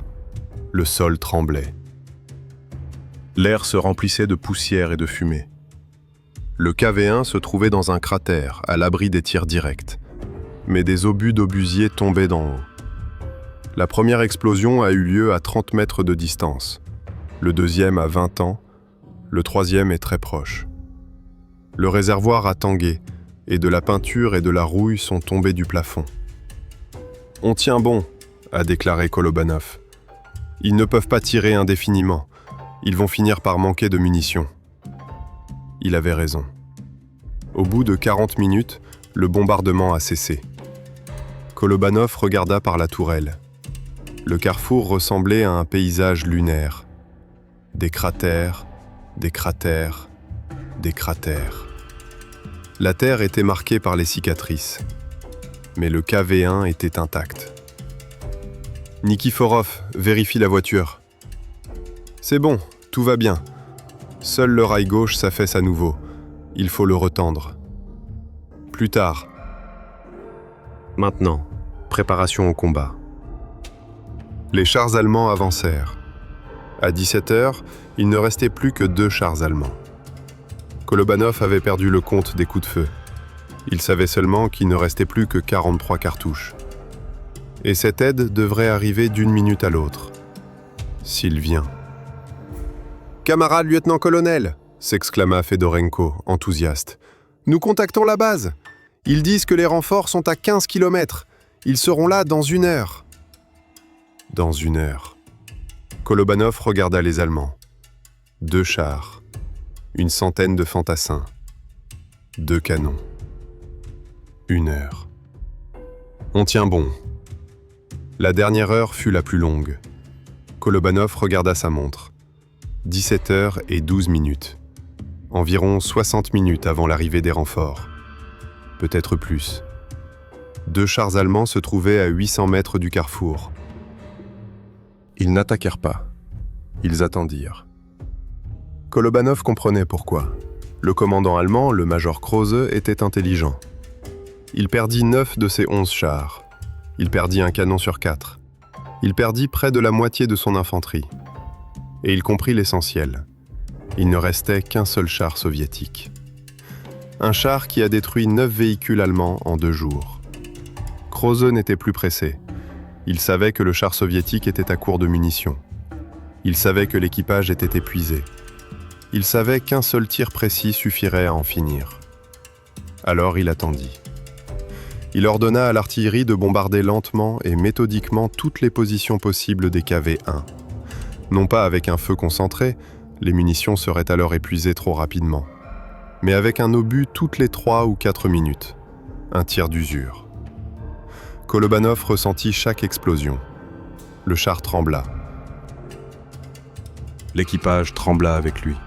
« Fedorenko, dit Kolobanov, recontactez la base, vérifiez l'heure d'arrivée. » Fedorenko tourna le bouton d'accordage. Crépitement, interférence, voix, des fragments. Base. Falcon 3. Terminé. La réponse est venue au 3e essai. Sokol 3, c'est la base. Les renforts sont retardés, le pont est détruit, les sapeurs sont à l'œuvre. Temps estimé, plus 40 minutes. Tenez bon. Plus 40 minutes. Kolobanov ferma les yeux. Au lieu d'1 heure, cela a duré presque 2. 100 minutes. Camarade lieutenant-colonel, la voix de Kizalkov était rauque de fatigue et de soif. Combien d'obus avons-nous ? 43. Assez ? Kolobanov n'a pas répondu. Il ne savait pas. À 6h31, les Allemands lancèrent leur attaque finale. 2 chars avancèrent lentement, prudemment, exploitant chaque repli du terrain. Derrière eux suivait l'infanterie, non plus en ligne, mais par petits groupes de 5 à 7 hommes. Ils se déplaçaient rapidement, d'abri en abri, se couvrant mutuellement de leurs tirs. L'artillerie continuait de tirer. Obus après obus s'abattaient autour du carrefour, empêchant le KV-1 de sortir de son abri. Kolobanov a évalué la situation. S'il ouvre le feu maintenant, l'artillerie localisera sa position avec précision. Le prochain obus tombera directement sur lui. S'il attend, les chars allemands seront à bout portant. 300 mètres. 200. À cette distance, impossible de rater sa cible. Ni eux, ni les Allemands. Il était nécessaire de prendre des risques. « Nikiforov, dit Kolobanov, à mon ordre, en avant à toute vitesse, vers les ruines de la ferme. Nous nous mettrons à couvert là-bas et nous attaquerons les Allemands sur le flanc. » « Compris. » Oussoff, préparez l'obus perforant. Visez le bon char, il est plus proche. Prêt. Fedorenko, Kiselkov, attendez. Kolobanov attendit. Un obus d'artillerie a atterri 50 mètres à gauche. Explosion. De la terre jaillit. Pause. 3 secondes. 4. 5. Le prochain obus sera tiré dans 15 à 20 secondes. Ça suffit. Avant! Le KV-1 jaillit du cratère. 47 tonnes d'acier prirent de la vitesse, lentement, lourdement, mais de façon irrésistible. Les Allemands remarquèrent le mouvement. Les chars firent pivoter leurs tourelles. L'infanterie ouvrit le feu avec des mitrailleuses, mais en vain. Les balles ricochaient sur le blindage. Kolobanov comptait les secondes. 5, 6, 7. Le KV-1 fonça vers les ruines de la ferme. 200 mètres. 150. Le char allemand a tiré. L'obus a manqué sa cible. À gauche, à 1 mètre de la tourelle. 100 mètres jusqu'à la ferme. Le deuxième char allemand fit feu. La balle toucha le blindage frontal. Clac! Étincelle. Le blindage tint bon. 50 mètres. Le KV-1 s'est écrasé contre les ruines. Des fragments de murs ont volé dans toutes les directions. Le char s'est immobilisé et a fait demi-tour sur place. Oussoff est en feu. Le canon tonna. L'obus atteignit sa cible. Le char allemand de droite a été touché sur le flanc. Pénétration. Fumée. Flamme. Chargez! Deuxième réservoir! Kiselkov chargea l'obus dans la culasse. 3 secondes. Prêt? Feu! Le deuxième obus a touché le deuxième char. Il a touché la tourelle. La tourelle s'est bloquée et a cessé de tourner. Mais le char était encore en état de marche. Il recula, tentant d'échapper aux flammes. Encore un! Chargez! Le troisième obus a touché le compartiment moteur du char en retraite. Le moteur a pris feu. L'équipage a commencé à sortir. 11 chars allemands. Tous les 11 ont été détruits. Mais le combat n'était pas terminé. L'infanterie continuait d'avancer. 100 hommes contre un char et ses 5 membres d'équipage. L'artillerie repéra enfin la position du KV-1. Des obus commencèrent à pleuvoir autour des ruines de la ferme. « Nikiforov, retour! Au carrefour !» Le KV-1 a battu en retraite. Les murs de la ferme se sont complètement effondrés. Le char les a tout simplement fait exploser. Un obus a atterri à l'endroit même où se trouvait un KV-1 1 seconde auparavant. Une explosion à proximité. Des éclats d'obus ont criblé le blindage. « Fedorenko, mitrailleuse sur l'infanterie! Oussoff, fragmentation !» Le char battit en retraite en ripostant. La mitrailleuse tira de courtes rafales. Le canon tira des obus à fragmentation. Chaque obus tuait 3 ou 4 soldats allemands. Mais les Allemands ne s'arrêtèrent pas. Ils étaient déjà à une centaine de mètres du char. 50. Kolobanov vit leur visage. Jeunes, vieux, déformés par la rage et la peur. Un des Allemands courut droit vers le char, tenant une poignée de grenades dans ses mains. « Fedorenko !» Une rafale de mitrailleuse l'a abattu à 10 mètres du char. Encore un avec un Faust Patron. Où l'ont-ils trouvé? Peu importe. « Oussoff est à droite !» La tourelle pivota. Le canon s'abaissa. Le coup fut tiré quasiment à bout portant. Un obus à shrapnel explosa à 3 mètres d'un Allemand armé d'un Panzerfaust, le projetant en arrière. « Combien d'obus ?» cria Kolobanov. « 34 !» répondit Kiselkov. 34 obus. Et personne ne sait combien de temps il faudra avant l'arrivée des renforts. À 6h17, ce que Kolobanov craignait s'est produit. Un obusier allemand a touché l'arrière du char. Ce n'était pas un impact direct. L'obus a touché le sol à 1 mètre de la poupe et a explosé. Des éclats ont perforé le compartiment moteur. Le moteur a calé. « Nikiforov !»« J'essaie !» s'écria le mécanicien en tirant frénétiquement sur les leviers du démarreur. Le moteur toussa, de nouveau, puis se tut. « Ça ne démarre pas. Il y a un problème avec la conduite de carburant. » Le char restait immobile au milieu du carrefour. Une cible immobile. L'infanterie allemande s'en aperçut. Elle se leva et courut vers le char. « Fedorenko, la mitrailleuse. Oussov, le projectile à fragmentation. Kiselkov, les grenades. » Le combat s'est transformé en combat au corps à corps. Fedorenko mitraillait les assaillants. Oussov tirait des obus à fragmentation, obus après obus, en les comptant. Kiselkov grimpa sur le toit de la tourelle et lançait des grenades F1, l'une après l'autre. Kolobanov tira avec une mitrailleuse à travers l'écoutille du commandant. Les Allemands tombaient. 10, 20, 30. Mais ils continuèrent à marcher. La grenade explosa sur le blindage de la tourelle. Kiselkov poussa un cri lorsqu'un éclat d'obus le frappa à l'épaule. L'éclat roula à l'intérieur du char. « Kiselkov, vivant !» La voix du chargeur était pleine de douleur. « Mon bras ne fonctionne plus. Fedorenko, charge à sa place. » Fedorenko laissa tomber la mitrailleuse et se précipita vers la réserve de munitions. Ses bras n'étaient pas aussi forts que ceux de Kiselkov, mais il y parvint. Prêt ? Feu ! Un autre obus. Plusieurs Allemands de plus tués. Combien en restait-il ? Kolobanov n'en savait rien. Beaucoup. Trop. Nikiforov n'a pas abandonné. Pendant que les autres se battaient, il fouillait le compartiment moteur. Ses mains étaient couvertes d'huile et de sang. Il s'était coupé sur le métal tranchant. Mais il ne s'arrêta pas. Conduite de carburant. Perforée par des éclats d'obus. Fuite de carburant. Nikiforov a trouvé un trou. Il était petit, de la taille d'un ongle de petit doigt. Mais il était suffisamment grand pour empêcher le carburant d'atteindre le moteur. Avec quoi le brancher ? Il regarda autour de lui. Rien de convenable. Le chiffon était trop lâche, le carburant risquait de fuir. Quant au métal, il n'y avait rien pour le sertir. Son regard se posa sur sa propre main. À l'annulaire de sa main gauche, il portait une bague. Une simple bague en cuivre, offerte par sa femme avant son départ pour le front. Nikiforov serra les dents. Il retira l'anneau et le plaça sur la partie percée de la conduite de carburant.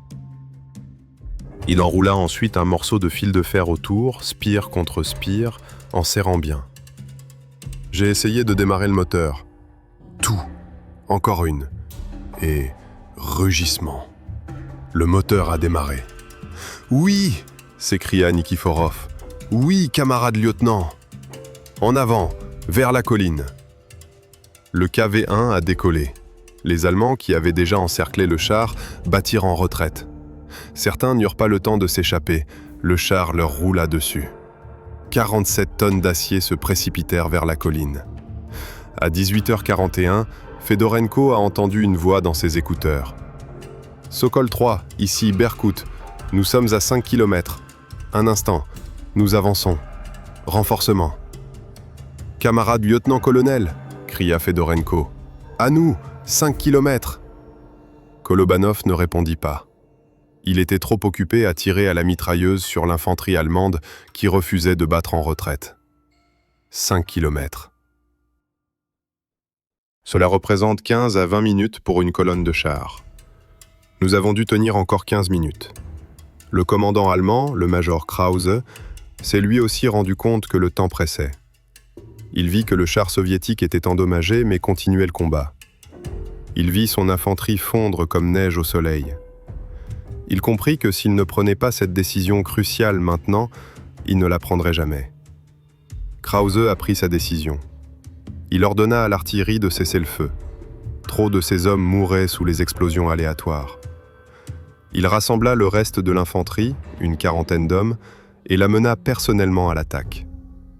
Kolobanov a vu cela. Il vit le major allemand marcher devant ses soldats, un pistolet à la main, sans se baisser, sans se cacher. Ennemi courageux, ennemi dangereux. Oussov est l'officier devant, vous voyez ? Je vois. Éclat d'obus, feu ! Oussov visa. Ses mains tremblaient de fatigue, mais il s'efforça de les calmer. Il expira. Il appuya sur la détente. Le projectile a atteint sa cible. L'écart avec le commandant Krause était de 5 mètres. L'agent fut projeté en arrière. Il tomba au sol et ne se releva jamais. L'attaque allemande fut stoppée. Sans commandant, les soldats s'arrêtèrent. Ils contemplèrent le major tombé au combat, les chars en flammes, le KV-1 soviétique qui refusait de s'éteindre. Et ils ont couru. Le 24 juillet 1941, à 19h03, les chars soviétiques s'engagèrent sur la route de l'Ouest. Kolobanov a compté 12 véhicules, 10 T-34 et 2 KV-1.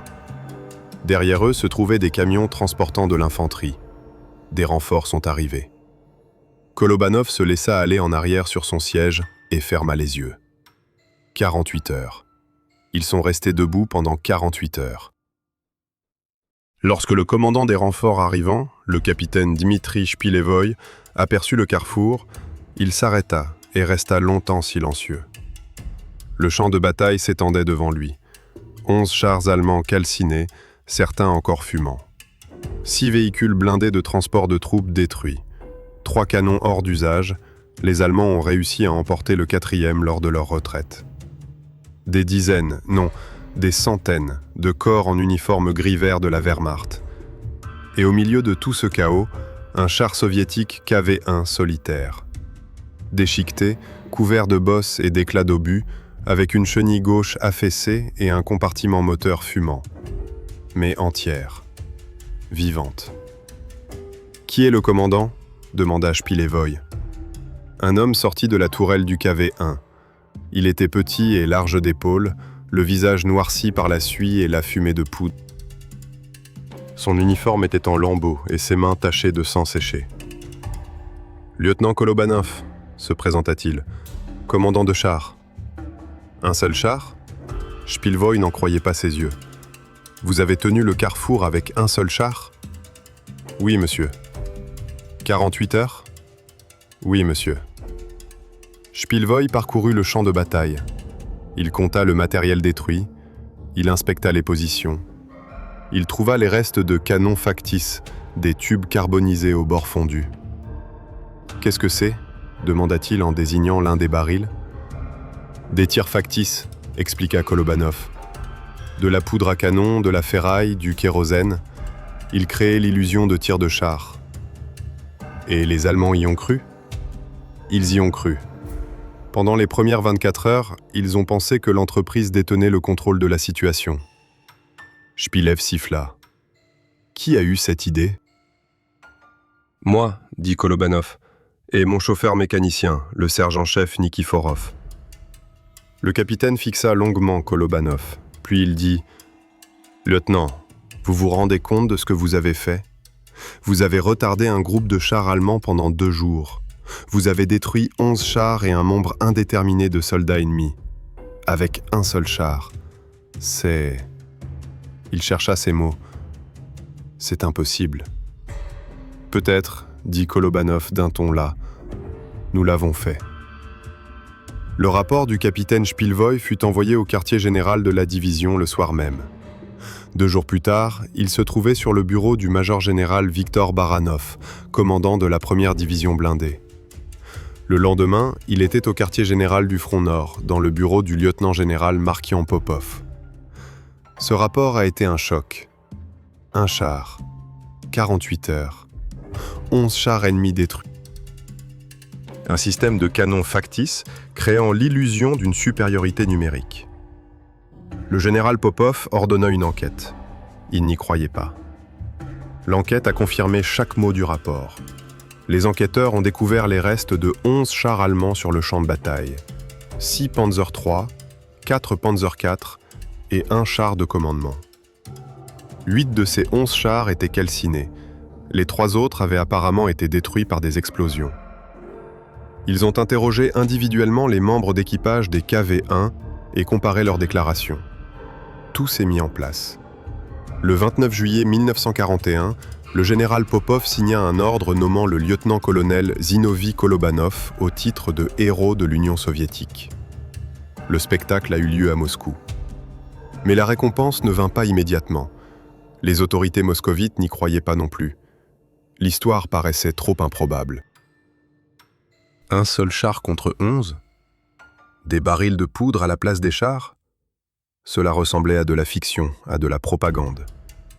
La proposition a été rejetée. Au lieu de l'étoile d'or du héros, Kolobanov a reçu l'ordre du drapeau rouge. Son équipage a reçu l'ordre de l'étoile rouge. C'était injuste. Mais Kolobanov ne s'en est pas plaint.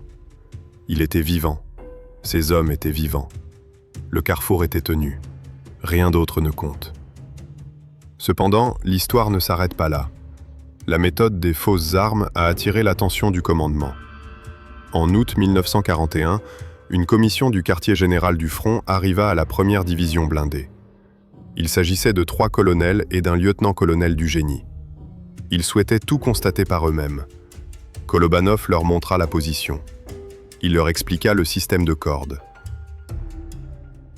Il leur expliqua les calculs, la longueur de la corde, la quantité de poudre nécessaire pour une explosion convaincante et comment camoufler les canons. Les colonels écoutaient, ils prenaient des notes, ils posaient des questions. « Combien de temps a-t-il fallu pour préparer le système » demanda l'un d'eux. « 1 nuit » répondit Kolobanov. « 6 ou 7 heures. » Quels matériaux ont été utilisés ? Des barils de kérosène, de la poudre à canon provenant de cartouches et d'obus, une mèche artisanale, un morceau de tissu imbibé de salpêtre. Donc, tout se trouve sur le site ? Presque tout. L'essentiel, c'est d'avoir le temps de se préparer. Le colonel du génie, il s'appelait Semyon Rabinovitch, étudia longuement les restes des barils. Puis il dit « Cela peut être produit en masse, standardisé, créer des kits pour créer de faux points de tir. » C'est possible, concéda Kolobanov. Mais l'important, ce ne sont pas les équipements. L'important, c'est de comprendre comment l'ennemi perçoit le combat, ce qu'il voit, ce qu'il entend, les conclusions qu'il en tire. Si vous comprenez cela, vous pouvez le tromper avec les moyens du bord. Rabinovitch acquiesça. Ruse militaire, camouflage, désinformation.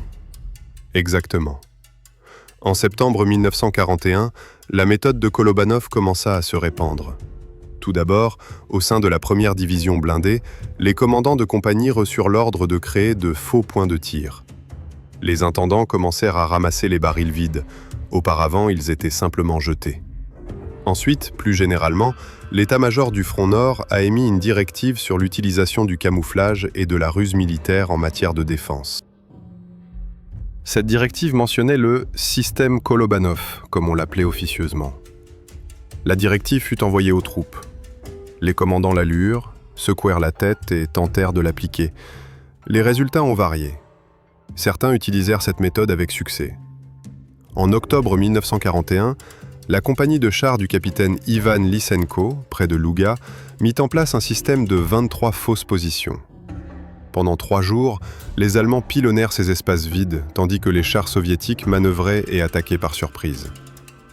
La compagnie de Lysenko détruisit 19 chars allemands et en perdit 4. D'autres échouèrent. Le lieutenant Piotr Volotchyn tenta d'utiliser le système Kolobanov près de Tikhvin, mais commit une erreur. Il plaça les leurs trop près les uns des autres.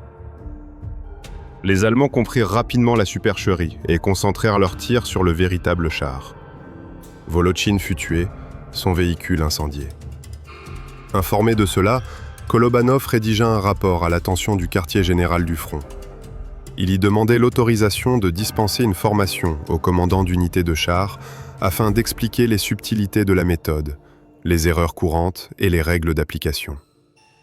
L'autorisation a été accordée. En novembre 1941, Kolobanov organisa son premier séminaire de formation. 23 commandants de pelotons et de compagnies de chars se réunirent dans un abri près de Leningrad. Kolobanov parla pendant 4 heures, abordant les tactiques, la psychologie de l'ennemi et les détails techniques. Ils l'écoutèrent attentivement. Après le séminaire, un des étudiants, un jeune lieutenant avec la tête bandée, s'est approché de Kolobanov. « Camarade lieutenant-colonel, dit-il, je veux vous poser une question. Vous êtes resté au carrefour pendant 2 jours. Vous saviez que vous pouviez mourir à tout moment. Pourquoi n'avez-vous pas battu en retraite ?» Kolobanov le regarda. « Où devons-nous battre en retraite ?» demanda-t-il. « Leningrad est derrière nous. 3 millions de personnes sont derrière nous. Si je bats en retraite, ils mourront. Si je tiens bon, ils pourront peut-être survivre. Mais vous auriez pu mourir. Il aurait pu, mais il n'est pas mort, et il a tenu le carrefour. Le lieutenant garda le silence, puis il dit « Je comprends, camarade lieutenant. Merci. » Il est parti. Kolobanov ne reconnut pas son nom. Il ne se souvenait même plus de son visage. Il y en avait trop comme lui, jeune, épuisé, déterminé. Mais 3 mois plus tard, ce lieutenant, commandant un peloton de chars près de Lyuban, employa le système Kolobanov et retarda une colonne allemande pendant 16 heures. Son peloton détruisit 7 chars ennemis, perdant 2 des siens. La méthode a fonctionné. Au printemps 1942, le système Kolobanov était devenu partie intégrante de la doctrine officieuse des chars. Personne ne l'a approuvé officiellement. Ce n'était pas mentionné dans le règlement, mais les équipages des chars le savaient.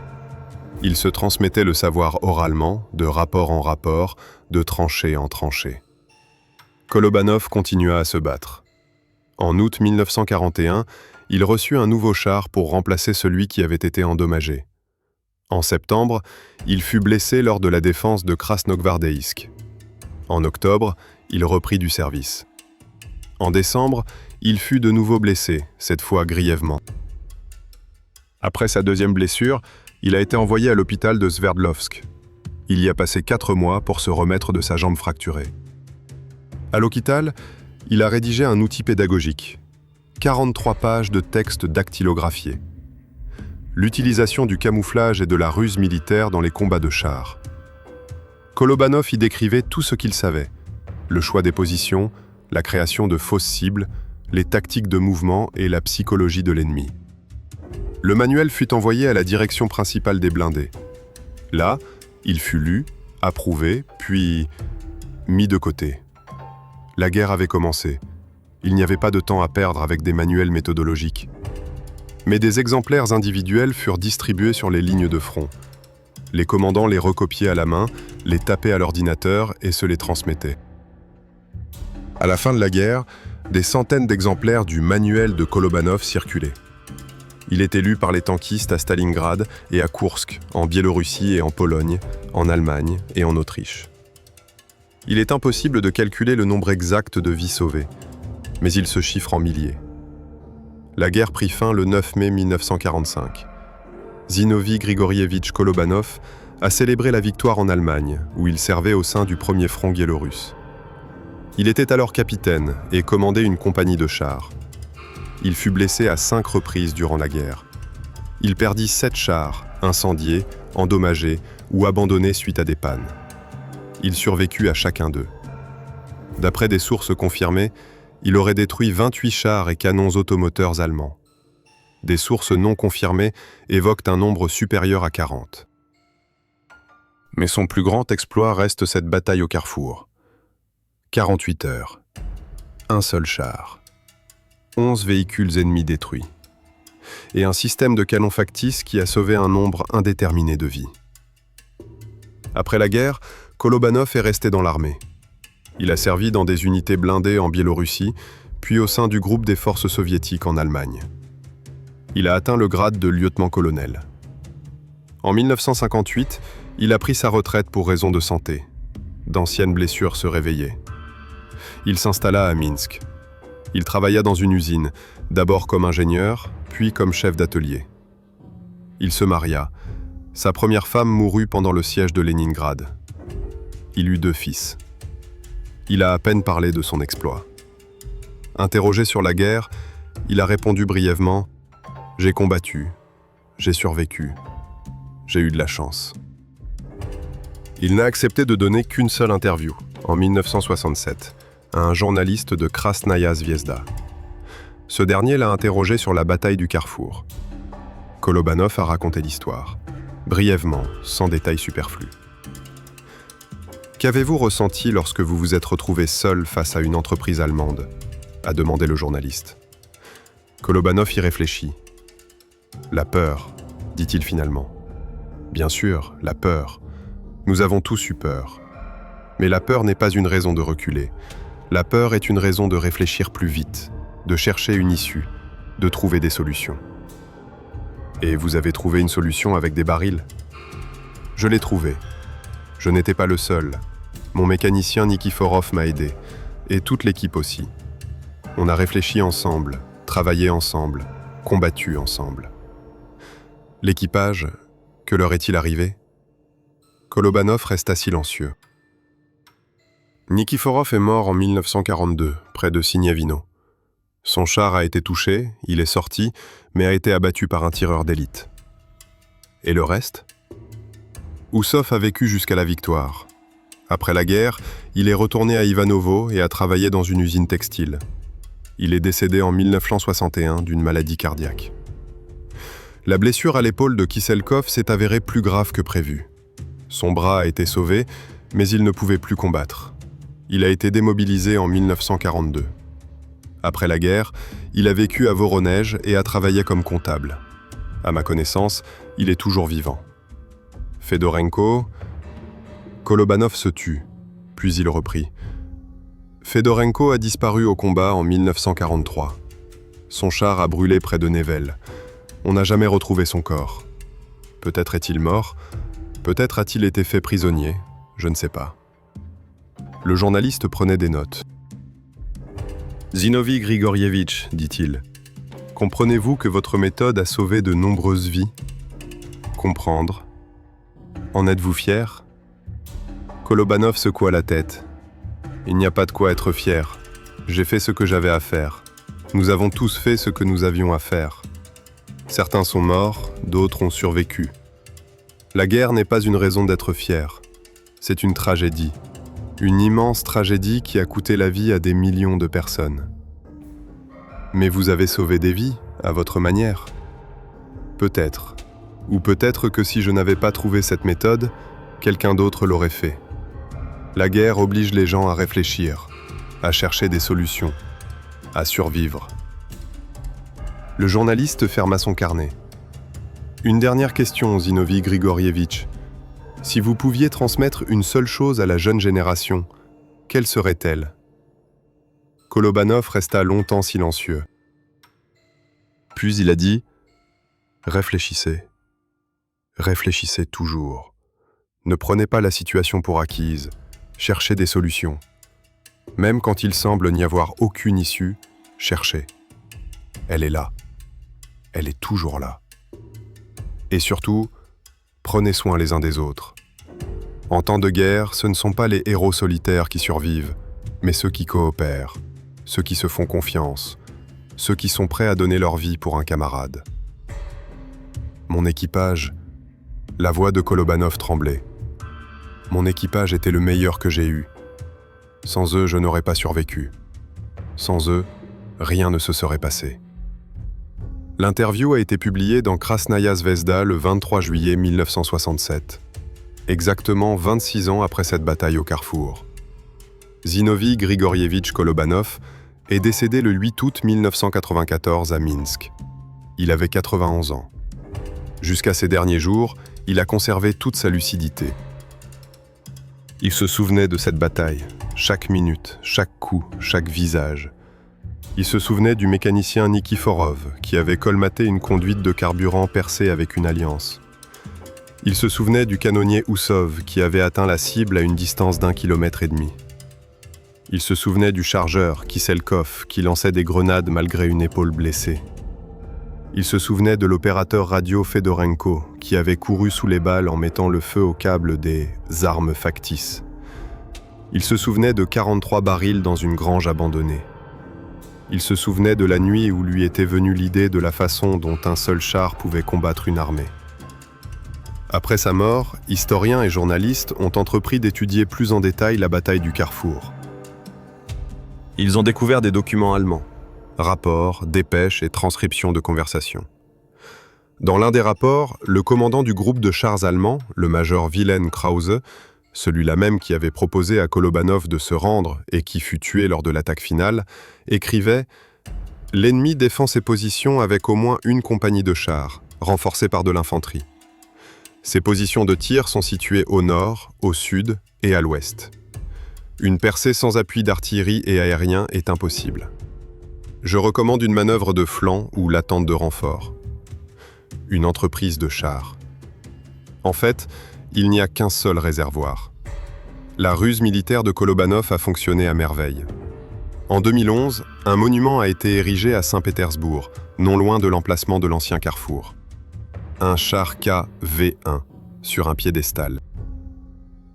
À proximité se trouve une plaque commémorative portant les noms des membres d'équipage. Chaque année, le 23 juillet, des gens se rassemblent ici. Des vétérans, ils sont très peu nombreux à se souvenir de la guerre, leurs enfants et petits-enfants, des historiens et des passionnés, simplement des gens qui souhaitent rendre hommage aux disparus. Ils apportent des fleurs, ils restent silencieux, ils se souviennent. Ils se souviennent comment un char est resté immobile au carrefour pendant 48 heures, comment 5 personnes ont tenu tête à des centaines d'adversaires, comment 43 barils vides ont créé une illusion qui a trompé l'ennemi, et comment une ruse militaire, mise au point en une seule nuit dans une grange abandonnée, a permis de sauver un nombre indéterminé de vies. L'histoire de la guerre est l'histoire des peuples. Non pas les généraux qui déplaçaient des drapeaux sur les cartes, non pas les politiciens qui signaient des traités, mais les gens ordinaires, soldats, sergents, jeunes officiers, qui chaque jour résolvaient des problèmes impossibles avec des moyens impossibles. Zinovy Kolobanov était l'un d'eux. Ce n'était ni un génie, ni un super-héros. C'était un officier soviétique ordinaire, marqué par 2 guerres, des blessures qui le faisaient souffrir la nuit et le souvenir de ses camarades tombés au combat. Mais il savait réfléchir. Face à un problème, il n'y vit pas une impasse, mais une opportunité. Il prit ce qu'il avait sous la main, des barils, de la poudre, des chiffons, et en fit des armes. Il comprit la mentalité de l'ennemi et exploita cette intuition. 43 barils, 11 chars détruits, 48 heures. Les chiffres parlent plus fort que les mots. Et une leçon qui reste d'actualité aujourd'hui. Réfléchissez. Cherchez des solutions. N'abandonnez pas. Même lorsqu'il semble n'y avoir aucune issue, il y en a une. Il y en a toujours.